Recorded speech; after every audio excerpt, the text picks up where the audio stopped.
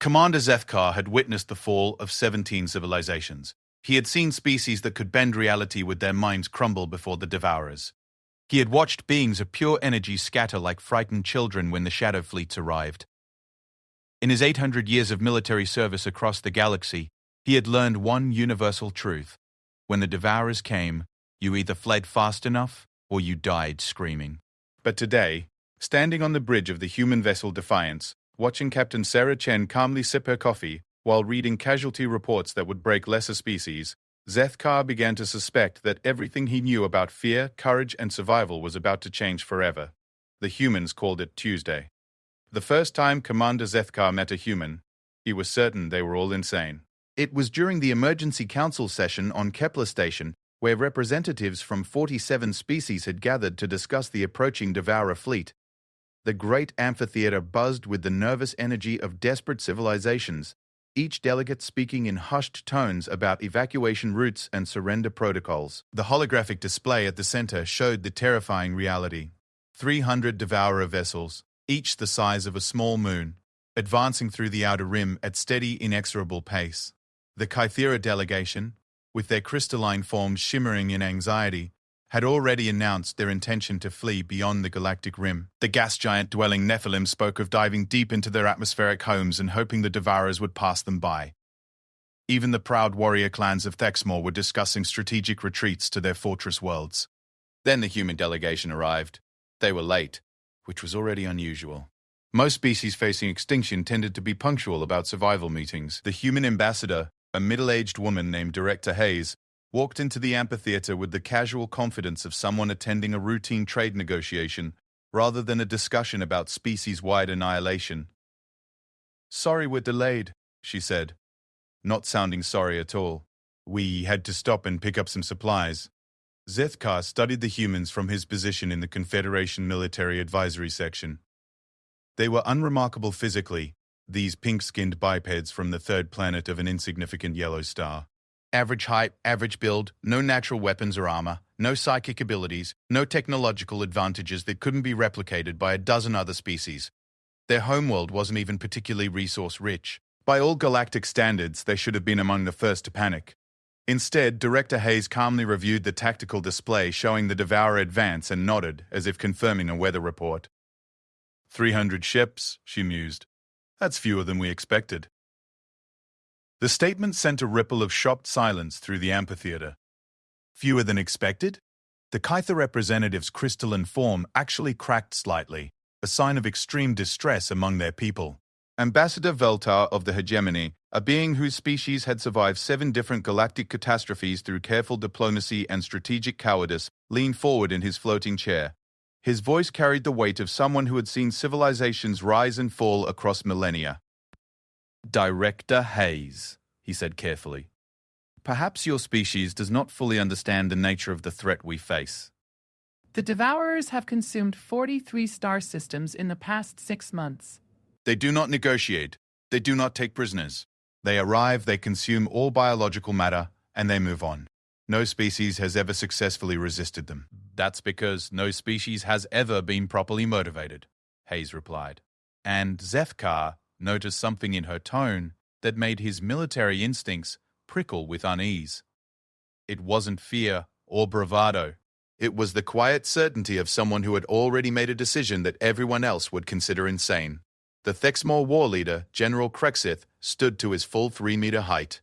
His species had conquered half the galaxy before settling into their current role as elite mercenaries, and his voice carried the authority of countless victories. "Human," he rumbled, his translated words carrying undertones of respect mixed with condescension. "Your species is young. You have never faced extinction. The Devourers are not mere enemies to be fought. They are a force of nature, like gravity or entropy. You do not fight gravity. You work around it." Hayes smiled, and Zethkar felt a chill run down his spine that had nothing to do with the station's climate control. He had seen that exact expression on the faces of Confederation officers who were about to order suicide runs against impossible odds. "General Krexwith," she said, "you're absolutely right. We are young. We've only been in space for about 60 years, but in that time we've learnt something important about forces of nature." She gestured to the holographic display. "Sometimes when you can't work around them, you have to make them work around you." The human delegation's technical advisor, a nervous-looking man named Dr. Chen, activated his personal display unit. A new set of schematics appeared in the amphitheater's central holoprojector, replacing the terrifying image of the Devourer fleet. These are the modifications we've been making to our defensive installations over the past 6 months. Dr. Chen explained, his voice gaining confidence as he spoke about technical matters. We call it the Prometheus Protocol. Zethkar studied the schematics with growing disbelief. What he was seeing shouldn't have been possible. The humans had taken standard defensive satellite networks and retrofitted them with what appeared to be modified stellar engineering equipment. More disturbing were the power readings shown in the technical specifications. These energy outputs, he said, unable to keep quiet any longer, they would require you to channel the entire output of your home star. Actually, Dr. Chen said with the enthusiasm of someone discussing a particularly interesting research project, we're channeling the output of 3 stars. We've been busy. The amphitheater erupted in chaos. Multiple species began speaking at once, their translation systems creating a cacophony of disbelief, outrage, and terror. The concept of deliberately manipulating stellar output was considered barely theoretical by most galactic civilizations. Using it as a weapon was beyond comprehension. Ambassador Veltar's aged voice cut through the noise. You cannot be serious. The energy requirements alone would bankrupt a dozen civilizations. The technical challenges are insurmountable.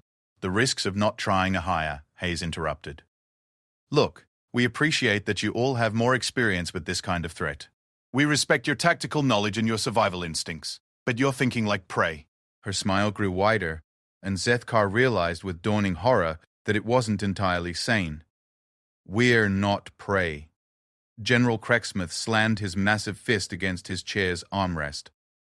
You speak like warriors, but warriors know when to retreat. Warriors know when to preserve their strength for battles that can be won. This is not such a battle. Maybe not for warriors, Hayes agreed. But we're not warriors, General. We're humans. And humans have a really bad habit of doing impossible things when someone tells us we can't. The meeting devolved further as various species began arguing among themselves about the wisdom of associating with a clearly suicidal species. The Kythera announced their immediate departure from the sector. The Nephilim expressed their intention to dive so deep into their gas giant homes that they might never emerge. Even the usually stalwart Confederation Navy began discussing fallback positions. Through it all, the humans sat quietly, occasionally consulting their data tablets and making what appeared to be routine tactical adjustments to their insane plan. Zethkar found himself studying them more carefully. Director Hayes showed no signs of the stress indicators he had learned to recognize in dozens of species facing extinction. Her heartbeat was steady, her breathing regular, her electromagnetic field stable. Either she was the most accomplished liar in galactic history, or she genuinely believed her species could do the impossible. As the session began to wind down with various species announcing their evacuation timelines, Hayes stood again. Before everyone leaves, she said, and something in her voice made the entire amphitheater fall silent. We want to make an offer. Any species that wants to stand with us is welcome. We'll share our defensive technology, we'll coordinate our efforts. But understand that we're not offering you a way to survive this. We're offering you a way to fight back. The silence stretched for long moments. Finally, Ambassador Veltar spoke, his ancient voice heavy with the weight of millennia. Director Hayes, in my very long life I have seen species make brave final stands. I have watched civilizations burn themselves out in defiant gestures against impossible odds. The galaxy remembers them fondly, but they are all extinct. Maybe, Hayes acknowledged. But here's the thing about humans, Ambassador. We have a saying, it's not about the odds, it's about whether the fight is worth having. And when someone comes into our neighborhood and starts eating our friends, we consider that a fight worth having. As the various delegations began filing out of the amphitheater, Zethkar found himself facing a decision that would change the course of his life. His own people, the hegemony, had already chosen evacuation. His military commission gave him the authority to act independently in extreme circumstances, but choosing to remain would be tantamount to desertion. He thought about the 17 civilizations he had watched fall. He thought about the 43-star systems the Devourers had already consumed. He thought about the endless retreats, the strategic withdrawals, the careful calculations that always ended with the same result. Entire species scattered to the cosmic winds, their cultures lost, their achievements forgotten. Then he looked at the humans, calmly packing up their presentation materials, as if they had just finished discussing trade routes instead of stellar warfare. "Director Hayes," he called out, his voice carrying across the emptying amphitheater. She turned, and for a moment Zethkar saw something in her eyes that he had never seen in any being facing extinction. Anticipation. Not fear, not resignation, not even the grim determination of those preparing to die well. Anticipation, as if she was actually looking forward to what came next. "I would like to request temporary assignment to your defensive fleet," he said, the words feeling strange in his mouth. "As a military advisor." Her smile returned, and this time it seemed almost fond. "Commander Zethkar, isn't it? I've read your service record, 17 successful evacuations. You're very good at helping people survive." "I am," he acknowledged, "but I have never helped anyone win." "Well," Hayes said, shouldering her data case with the casual confidence of someone heading home after a productive day at the office, "there's a first time for everything." As they walked together toward the human transport ship, Zethkar found himself wondering what he had gotten himself into. The humans had just declared their intention to weaponize stars against an enemy that had never been defeated. They seemed to view this not as a desperate last stand, but as an interesting engineering challenge. Either they were the most delusional species in galactic history, or they were about to rewrite every tactical manual in known space. Given what he had seen so far, Zethkar was beginning to suspect it might be both. The transport ship Defiance was waiting for them at the docking ring, and as they boarded, Zethkar caught his first glimpse of human military efficiency in action. The crew moved with the casual professionalism of people who had been preparing for war their entire lives, checking systems and updating tactical displays with the routine ease of a species that apparently considered stellar engineering to be standard defensive protocol. Captain Sarah Chen greeted them at the airlock, a cup of something called coffee in her hand, and a cheerful expression that seemed completely at odds with the fact that they were flying toward what every other species in the galaxy considered certain death. "Welcome aboard, Commander," she said. "Hope you're ready for an interesting couple of weeks." As the ship undocked from Kepler Station and began its journey toward the Sol system, Zethkar settled into his assigned quarters and began reviewing the detailed technical specifications that humans had shared with him. The more he read, the more he began to understand why every other species had chosen to flee. The humans weren't just planning to fight the Devourers, they were planning to turn their entire solar system into a weapon. And from everything he could see in their technical documentation, they might actually be capable of doing it. For the first time in his 800-year military career, Commander Zethkar began to wonder what it would feel like to be on the winning side of an impossible battle. The Sol system was nothing like what Zethkar had expected. During the 3-week journey from Kepler Station, he had reviewed every piece of intelligence the Confederation had on humanity's home system. The reports painted a picture of a typical developing civilization: one inhabited planet, a handful of mining operations on nearby worlds, some basic orbital infrastructure. Standard for a species barely 60 years into their space age. What he found instead was the most terrifying example of military engineering he had ever witnessed. The first sign that something was wrong came when the Defiance dropped out of hyperspace at the system's edge. Captain Chen's navigation officer, a young woman named Lieutenant Torres, began reading off sensor data with the casual tone of someone reporting the weather. "Perimeter defense grid is online. Stellar collection arrays are operating at 96% efficiency. Orbital fortresses report ready status. Mars deployment shows green across all indicators." Zethkar moved to the observation deck and stared out at what had once been the asteroid belt between Mars and Jupiter. Where his intelligence reports indicated there should have been scattered rocks and ice, he instead saw a geometric nightmare of interconnected structures stretching across millions of kilometers of space. "What am I looking at?" he asked Captain Chen, who had joined him with her ever-present cup of coffee. "We call it the Forge," she said with obvious pride. "Took us about 8 months to build, once we got the initial framework in place. Turns out when you're not worried about making a profit or following safety regulations, you can accomplish some pretty impressive feats of engineering. The structures were clearly artificial, but their scale was beyond anything Zethkar had encountered. Massive collection arrays focused energy from the Sol system's star, channeling it through what appeared to be controlled fusion reactions occurring in open space. The power readings his sensors detected were astronomical, literally drawing energy output equivalent to multiple stellar cores. "The power requirements," he began, then stopped as the mathematical impossibilities caught up with him. "How are you containing fusion reactions of this magnitude without a planetary gravity well?" Chen's voice came from behind him. The technical advisor had been nearly silent during the journey, spending most of his time working on what appeared to be continuous modifications to their defensive systems. We borrowed some tricks from stellar formation theory and scaled them up a bit. Scaled them up a bit, Zethkar repeated slowly. In his experience, most species considered controlled stellar engineering to be theoretical work for distant future generations. The humans had apparently decided to skip the theoretical phase entirely. As the Defiance continued its approach to Earth, more details of the human defensive preparations became apparent. Mars had been transformed into something that barely qualified as a planet anymore. The entire surface appeared to be covered in launching facilities, manufacturing centers, and what his sensors identified as the largest military shipyard he had ever seen. "How long have you been planning this?" he asked. Captain Chen considered the question while sipping her coffee. "Planning? About 6 months, when we first got reliable intelligence about the Devourer advance pattern. Building? Well, that's been more of an ongoing project." "Ongoing project? Humans don't really do idle time," she explained. "We've been modifying our solar system for industrial purposes since we first got into space. Mining operations, energy collection, manufacturing centers. When we realized we might need to defend ourselves, it was mostly a matter of changing the focus from civilian to military applications." The ship's communications officer called out from her station. "Captain, we're receiving approach vectors from Earth Defense Command. They're directing us to Orbital Platform 7 for Commander Zethkar's briefing."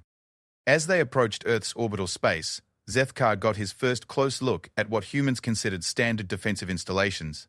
Orbital Platform 7 was roughly the size of a small city, bristling with weapon systems that his tactical analysis software couldn't properly categorize. The energy signatures were unlike anything in Confederation databases. "Kinetic accelerators," Captain Chen explained, noting his confusion. "We took the basic railgun concept and scaled it up until we could launch projectiles at a significant fraction of light speed. Turns out when you can draw power directly from a star, and you're not worried about minor issues like structural integrity of planetary surfaces, you can build some very interesting weapons." The briefing room on Platform 7 was dominated by a three-dimensional tactical display showing the entire Sol system.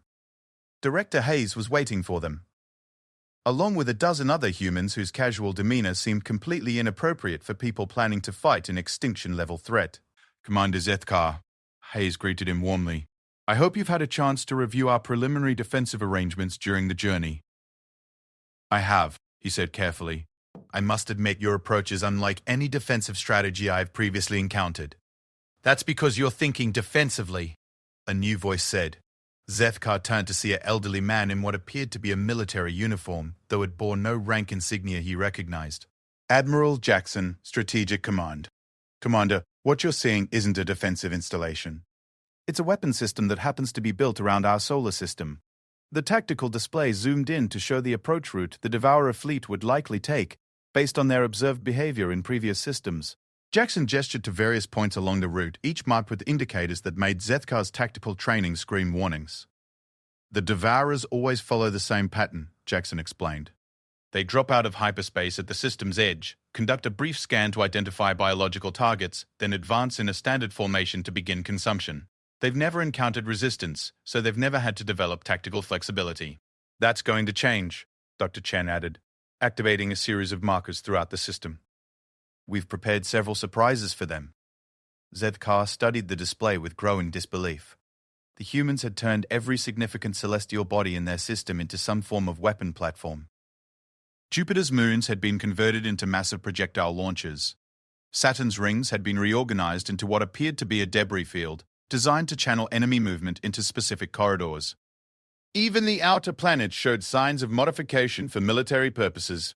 "This is insane," he said, not intending to speak aloud. "Probably," Admiral Jackson agreed cheerfully. "But here's the thing about insanity, Commander.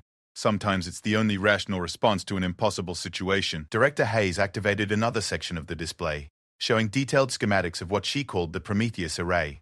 The stellar energy collection system was even more ambitious than Zethkar had initially realized. The humans had essentially built a network of artificial structures that could focus and redirect their star's entire energy output into concentrated beams capable of vaporizing planetary masses. "The tactical situation is straightforward," Hayes continued. "When the Devourers arrive, they'll find themselves facing defensive capabilities that shouldn't exist, deployed by a species that should have evacuated months ago. We're counting on their inflexibility to work against them. And if your calculations are wrong, Zethkar asked, if they adapt faster than you expect, if your weapons systems fail under operational stress. The room fell silent for a moment. Then Admiral Jackson smiled, and Zethkar realized he was looking at the expression of someone who had considered every possible failure mode and decided to proceed anyway. Then we improvise, Jackson said. Humans are very good at improvisation. Over the following days, Zethkar was given complete access to the human defensive preparations. What he saw challenged everything he thought he understood about warfare, engineering, and the relationship between technological capability and rational planning. The humans had built weapon systems that required more energy than most civilizations generated in a year. They had modified their entire solar system to function as an integrated combat zone. They had developed tactics based on the assumption that they could manipulate stellar-scale forces with the same precision other species applied to small-unit infantry combat. Most disturbing of all, they seemed to view this not as a desperate gamble, but as an interesting technical problem that required creative solutions. The key insight, Dr. Chen explained during one of their technical sessions, was realizing that the Devourer's strength comes from the fact that they operate on a scale that most species can't match. They use massive ships, overwhelming numbers, and consumption strategies that work against conventional planetary defenses. So you decided to operate on a larger scale than they do, Zethkar said. Exactly. If they want to fight a galactic-level threat, we'll give them a stellar-level response. The Devourer fleet was detected 3 days later, dropping out of hyperspace at the system's edge exactly as human intelligence had predicted. 300 vessels, each the size of a small moon, advancing in the standard consumption formation that had destroyed 43 star systems. Zethkar was on the bridge of the Defiance when the detection alert came through. He expected to see signs of stress, fear, or at least heightened tension among the human crew. Instead, Captain Chen calmly set down her coffee cup and activated the ship's communications array. All stations, this is Defiance Actual. Devourer fleet has arrived on schedule. Prometheus protocol is authorized. Execute sequence Alpha on my mark. The tactical display lit up with hundreds of indicators as the human defensive network came online. Energy readings spiked to levels that should have been physically impossible. Throughout the Sol system, weapons that had never been tested under combat conditions prepared to fire. Commander, Captain Chen said, turning to face him with that same inexplicably confident smile, you're about to see something that has never happened in galactic history. What's that? He asked. You're about to see what humans do when someone threatens our home.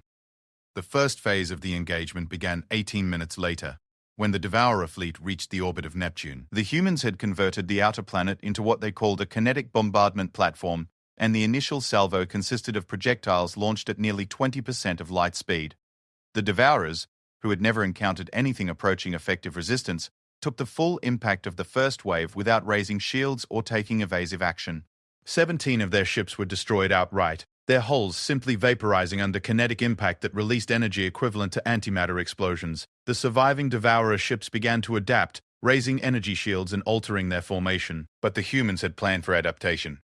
Sequence Beta, Captain Chen ordered. Light them up. Jupiter's modified magnetosphere suddenly inverted, creating a localized gravimetric distortion that pulled the Devourer fleet off their intended course. As they struggled to compensate, the Prometheus array activated for the first time. Zethkar had reviewed the technical specifications, but nothing had prepared him for the reality of watching humans weaponize a star. The energy beam that erupted from the array carved through space with the focused intensity of stellar formation, striking the Devourer fleet with the equivalent force of a supernova explosion concentrated into a coherent lance of destruction. 43 more Devourer ships simply ceased to exist. Phase 2 complete, someone reported from the communications station. Enemy fleet is reforming. They're adapting faster than projected. Then we go to Phase 3. Admiral Jackson's voice came through the communication link. Activate the Mars batteries. What Zethkar had initially taken for a military shipyard revealed itself to be something far more ambitious. The entire planet of Mars erupted with weapons fire, launching projectiles that accelerated to combat velocity using the planet's own magnetic field as a railgun. The scale was beyond anything he had imagined possible, turning an entire world into a single massive weapon. But the most terrifying moment came when Captain Chen activated what she called the local assets. Earth Defense Grid. You are cleared for engagement. The human homeworld, which Zethkar had assumed would be hidden safely behind layers of defensive installations. suddenly revealed itself to be the most heavily armed planet he had ever encountered. The entire surface opened up with weapons fire, turning the blue and green world into a sphere of controlled destruction that reached out across millions of kilometers to strike at the Devourer fleet. "You weaponized your homeworld," he said, unable to keep the shock from his voice. "We weaponized everything," Captain Chen corrected. "Commander, the thing you need to understand about humans is that when someone threatens our home, we don't just fight back. We fight back with everything we have, everything we can build, and everything we can imagine." The battle raged for 6 hours. The Devourer fleet, which had never faced meaningful resistance, found themselves caught in a web of destruction that operated on scales they had never encountered. Every time they adapted to one threat, the humans revealed another system they had prepared. When the surviving Devourers tried to retreat, they discovered that the humans had prepared for that possibility as well. The modified asteroid belt activated as a containment system, using gravitational manipulation to prevent hyperspace jumps while continuing to pour fire into the trapped fleet. By the end, only 7 Devourer ships remained functional, and they were in full retreat toward the system's edge. But even their escape route had been anticipated. "Outer system batteries," Captain Chen ordered. "Show them the door." The final human surprise was a series of weapon platforms built into the outer system's ice objects, turning comets and frozen planetoids into kinetic projectiles that intercepted the fleeing Devourers at the edge of the system. When the shooting stopped, the Devourer fleet that had consumed 43 star systems had been completely destroyed. Not a single enemy ship escaped to report what they had encountered. In the aftermath, as damage reports came in and the massive human weapon systems powered down, Zethkar found himself staring at the tactical display that showed the debris field where the most feared force in the galaxy had died. "How?" was all he managed to say. Captain Chen poured herself a fresh cup of coffee and considered the question. "Commander," she said finally, "the thing about humans is that we don't really understand the concept of impossible. When someone tells us something can't be done, we tend to take that as a personal challenge." As reports began arriving from across the galaxy about the Devourer fleet's failure to consume the Sol system, Zethkar realized he was witnessing a turning point in galactic history.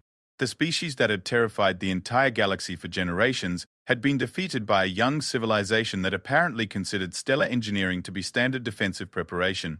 But more than that, he was beginning to understand something fundamental about humans that no other species had grasped. They didn't just fight to survive. They fought to win. And when they decided to win, they brought resources to bear that redefined what winning meant. The Devourers had thought they were hunting prey. Instead, they had encountered predators who had been preparing for their arrival since the moment they learned the threat existed. And now the galaxy was about to learn what happened when humans decided to take the fight to their enemies. 3 months after the destruction of the Devourer fleet, Zethkar learned what humans meant when they said they were going to take the fight to their enemies. He was aboard the Retribution, the first ship in what humans called their pursuit fleet, watching Captain Chen review tactical data about Devourer staging areas with the same casual attention she had once given to routine patrol reports. The difference was that now she was planning to attack targets in a different galaxy. The intelligence from the captured Devourer data cores is quite comprehensive. Dr. Begg. Chen was explaining to the mixed human and alien crew that had volunteered for what every sane military analyst considered a suicide mission. They maintained 17 major staging areas throughout their home galaxy, plus approximately 43 forward operating bases in nearby galactic clusters. Zethkar studied the star charts displayed on the holographic projector and felt a familiar sense of disbelief. The humans were planning to travel 47 million light-years to attack an enemy that had been consuming civilization since before most current species had developed written language. The logistics alone, he began, then stopped. He had learned over the past months that pointing out logistical impossibilities to humans was generally a waste of time. "Actually quite manageable," Dr. Chen continued enthusiastically. "We've solved the faster-than-light travel problem by scaling up the same gravitational manipulation techniques we used for the local defense grid. Instead of pulling enemy fleets out of hyperspace, we're using controlled gravity wells to compress space-time and create what we call transit corridors." The chief engineer, a woman named Commander Rodriguez, who had spent the past decade turning theoretical physics into practical weapon systems, activated a second set of schematics. "The beauty of the system is that we don't need to carry fuel for the round trip.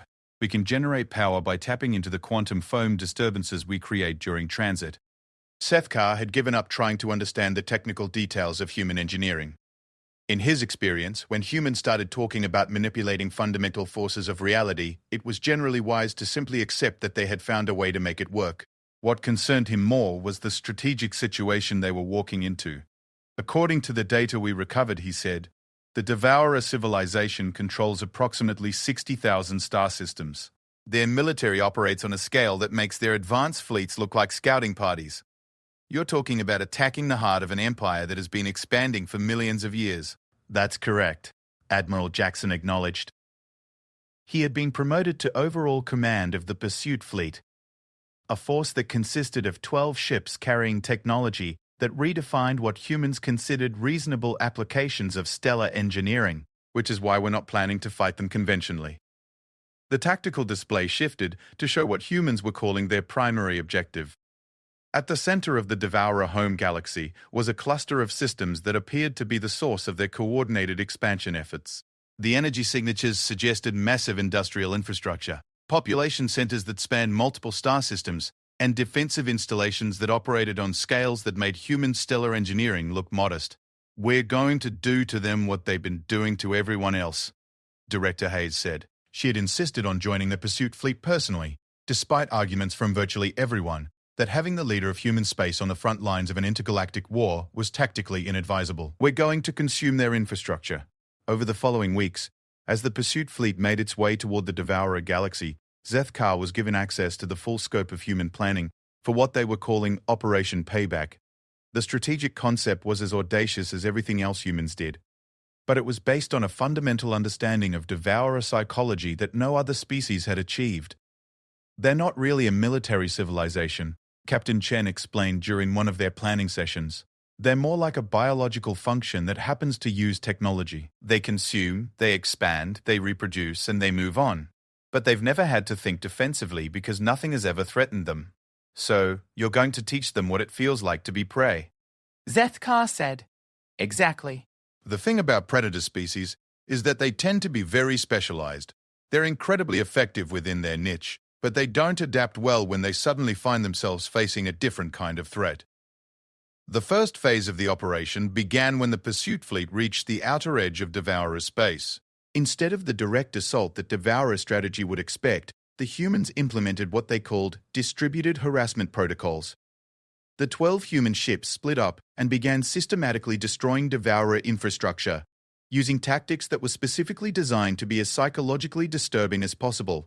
Instead of attacking military targets, they focused on the industrial systems that supported Devourer expansion. Instead of fighting fleet engagements, they struck at isolated outposts and disappeared before Devourer forces could respond. But the most unsettling aspect of the human strategy was that they didn't just destroy Devourer installations, they consumed them. Modified nanite swarms, Dr. Chen explained as they watched the technical readouts from their latest raid. We reverse-engineered the basic concept from Devourer biological processes, but we improved on the efficiency considerably. Zethkar watched in fascination and growing horror as human nanite clouds systematically broke down an entire Devourer forward base, converting the raw materials into resources that were immediately transported back to the Pursuit Fleet. In 6 hours, a military installation that had taken the Devourers decades to build had been reduced to component atoms that were now being used to construct additional human weapon systems. You're turning their own expansion strategy against them, he realized. We're doing better than that, Captain Chen said with a smile that had become increasingly unsettling over the past months. We're learning from their mistakes. The Devourer response was exactly what human intelligence had predicted. They began deploying massive fleets to hunt down the human ships, using overwhelming force tactics that had served them well against conventional civilizations. But humans had never been conventional. When a Devourer hunter fleet consisting of over 2,000 ships cornered the Retribution near a red giant star, Zethkar was certain he was about to witness the end of human expansion into Devourer space. The enemy force was too large, too well coordinated, and too close for the usual human tactic of technological surprise. Captain, the tactical officer reported, enemy fleet is moving to surround us. They're deploying in the standard consumption formation. Perfect, Captain Chen said, and activated the ship's communications array. Dr. Chen, this is your show. What happened next redefined Zethkar's understanding of human creative destruction. Instead of trying to fight or flee, Dr. Chen activated what he called an experimental stellar manipulation array. The red giant star that the Retribution had been cornered near suddenly began behaving in ways that stellar physics said should have been impossible. The star's corona erupted in controlled bursts, creating focused streams of stellar matter that struck the Devourer fleet with the force of directed supernovae. But rather than simply destroying the enemy ships, the stellar manipulation created what Dr. Chen cheerfully described as localized space-time distortions that make hyperspace travel inadvisable. The entire Devourer hunter fleet found themselves trapped in a region of space where their faster-than-light drives wouldn't function, surrounded by a weaponized star that was systematically reducing their ships to component atoms. The beauty of this approach, Dr. Chen explained as they watched 2,000 Devourer ships die in stellar fire, is that we're not actually destroying them, we're just returning them to their natural state of dispersed matter. It's very environmentally friendly. By the time the retribution left the system, the Red Giant had consumed the entire Devourer fleet and converted their mass into additional stellar material that would burn for millions of years longer than it would have naturally. "You taught a star how to eat spaceships," Sethkar said, unable to keep the awe from his voice. "We taught a star how to be more efficient at being a star," Captain Chen corrected. The spaceship eating part was just a side effect. The operation continued for 3 more months, with human ships appearing throughout Devourer space to conduct raids that became increasingly creative in their destructive applications. They turned gas giants into kinetic weapons. They convinced black holes to redirect their accretion disks. They somehow managed to teach asteroid fields how to engage in coordinated tactical movement. But the most psychologically devastating human innovation was what they called conversion protocols. Instead of simply destroying Devourer installations, human forces began modifying them to operate according to human design principles. A Devourer breeding facility would be converted into a manufacturing center for human nanite swarms. A Devourer command center would be reprogrammed to serve as a coordination hub for human tactical networks. "You're not conquering them," Sethkar realized during one of their strategy sessions. "You're converting them. We're teaching them that there are better ways to exist than consumption and expansion," Director Hayes said. "Humans have always believed that cooperation is more efficient than competition in the long run." The turning point came when the pursuit fleet reached the Devourer home system, a cluster of 17 stars that had been modified to support the largest industrial complex Sethkar had ever encountered. The Devourer civilization had spent millions of years building infrastructure that could support galactic-scale expansion, creating a manufacturing base that should have been capable of overwhelming any conceivable threat. The humans destroyed it in 4 days. But destroyed wasn't really the right word for what happened. Human forces systematically converted the entire industrial complex to operate according to human engineering principles, turning the Devourer's greatest strength into the foundation for something completely different. "What are you building?" Sethkar asked as he watched the tactical displays showing the conversion process. "A gift," Director Hayes said. "We're building a civilization that can exist without consuming other civilizations. We're showing them what cooperation looks like when you scale it up to galactic levels." The final phase of Operation Payback wasn't a military campaign at all. It was a demonstration. Human forces throughout Devourer space simultaneously activated the industrial infrastructure they had been converting over the previous months. But instead of using it to manufacture weapons or support further expansion, they used it to begin terraforming barren worlds, establishing educational centers, and creating what Dr. Chen described as large-scale cooperative ventures in applied galactic engineering. The Devourer response was initially confused. Their entire species' psychology was built around consumption and expansion, and they had no framework for understanding an enemy that defeated them and then started building libraries. But humans had studied Devourer psychology extensively, and they understood something about intelligence that most galactic civilizations had missed. Any species capable of coordinated galactic expansion was also capable of learning alternatives to their existing behavior patterns. It took 6 months, but eventually Devourer representatives requested a meeting with human leadership to discuss what they called alternative expansion methodologies. The meeting took place in a converted Devourer command center that humans had transformed into something they called a cooperative development facility. Sethkar was present as an observer, watching Director Hayes sit across from beings that had terrorized the galaxy for millions of years. "The fundamental question," Hayes began, "is whether your species wants to continue existing as a force of destruction, or whether you're interested in trying something more constructive." The lead Devourer representative, a being that communicated through complex electromagnetic patterns that had to be translated through multiple AI systems, responded with what appeared to be genuine curiosity. Your species demonstrates capabilities that exceed our own in multiple categories of engineering and strategic planning. Your conversion of our industrial infrastructure shows superior understanding of efficient resource utilization. We wish to understand how cooperation can be more effective than consumption. It's actually pretty simple, Hayes said. When you consume other civilizations, you gain access to their resources, but you lose access to their creativity and problem-solving capabilities.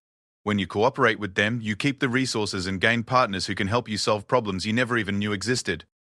The negotiations that followed lasted for 3 months and resulted in what became known as the Galactic Cooperation Accords. The Devourer civilization agreed to halt their expansion efforts and begin converting their industrial infrastructure to support what humans called collaborative development projects.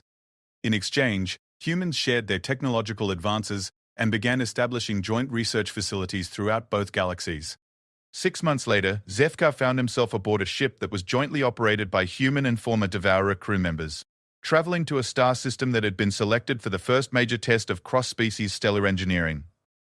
The project goal was to convert a dying red dwarf into a stable yellow star capable of supporting biological life. "It's going to work," Captain Chen said as they reviewed the technical specifications for what was being called the Cooperative Stellar Renewal Project. The Devourer understanding of large-scale energy manipulation combined with human creativity in applied engineering should give us the ability to essentially rebuild stars from the inside out. "And if it doesn't work?" Zethka asked. "Then we improvise," she said with the same confident smile she had worn when facing the impossible odds of the original Devourer invasion. That's what humans do. As the joint fleet began the complex process of renovating a star, Zethkar reflected on everything he had witnessed over the past year. He had seen humans turn their solar system into a weapon, defeat an enemy that had consumed 43 civilizations, travel to another galaxy to wage war against impossible odds, and then convince their enemies to become their partners in projects that redefined what galactic civilization could accomplish. "Director Hayes," he said during one of their regular strategy sessions, "I have a question that has been bothering me since the first day we met." "Go ahead, Commander." "When you first announced that humans were going to stand and fight the Devourers, you seemed genuinely confident that you could win." "Not hopeful, not determined. Confident." "How did you know you could succeed against odds that every military analyst in the galaxy considered impossible?" Hayes considered the question while watching the technical readouts showing their star renovation project. The dying red dwarf was slowly brightening as human and Devourer engineering teams worked together to restructure its core fusion processes. "Commander," she said finally, "the thing about humans is that we don't really see problems the way other species do. When someone tells us something is impossible, we don't hear, 'You can't do this.' We hear, 'Nobody has figured out how to do this yet.' And then we start thinking about how we might be the first species to figure it out. But the risks were enormous," she acknowledged. "We could have failed spectacularly. We could have gotten our entire species extinct. But here's what I've learned about humans over the years. We'd rather fail attempting something extraordinary than succeed at something ordinary." As the star brightened and the first signs of successful core restructuring began showing on their sensors, Zethkar realized he was watching the birth of something unprecedented in galactic history. Not just a renewed star, but a new kind of civilization built on the idea that former enemies could become partners in projects that neither could accomplish alone. "The galaxy is going to be very different now," he observed. "It already is," Captain Chen said, raising her coffee cup in a toast to the brightening star. "Welcome to the future, Commander. Population, everyone who's interested in building something amazing." Looking back on his 800-year military career, Zethkar realized that he had finally learned something more important than how to help civilizations survive impossible odds. He had learned what it felt like to be part of a species that could turn impossible odds into collaborative opportunities. And for the first time in his very long life, he was genuinely excited to see what would happen next.